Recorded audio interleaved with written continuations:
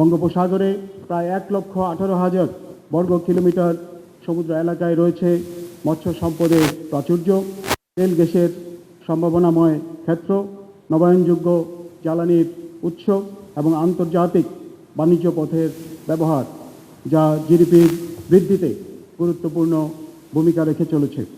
এই সুনীল অর্থনীতিকে বাস্তব উন্নয়নের পথে রূপ দিতে সমুদ্রের নিরাপত্তা রক্ষায় বাংলাদেশ নৌবাহিনী এবং বাংলাদেশ কোস্টগার্ড নিরলসভাবে কাজ করে চলেছে।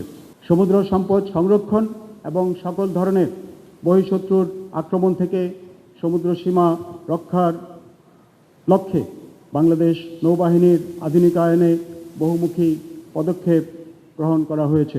মাননীয় প্রধানমন্ত্রীর নির্দেশনায় প্রতিরক্ষা শিল্পে মেড ইন বাংলাদেশ নীতির আলোকে দেশীয় প্রযুক্তির বিকাশ ও নিজস্ব সক্ষমতা বৃদ্ধির লক্ষ্যে বাংলাদেশ নৌবাহিনী নিরলসভাবে কাজ করে চলেছে। এরই অংশ হিসেবে বর্তমানে বাংলাদেশ নৌবাহিনীর তত্ত্বাবধানে পরিচালিত 3টি শিপইয়ার্ডে বিভিন্ন প্রকার যুদ্ধজাহাজ নির্মাণের কার্যক্রম চলমান রয়েছে। ইতিমধ্যে শিপইয়ার্ড সমূহে বাংলাদেশ নৌবাহিনী এবং কোস্টগার্ডের জন্য যুদ্ধজাহাজ সহ অন্যান্য সরকারি ও বেসরকারি সংস্থার জন্য বিভিন্ন প্রকারের জাহাজের নির্মাণ কাজ হাতে নেওয়া হয়েছে।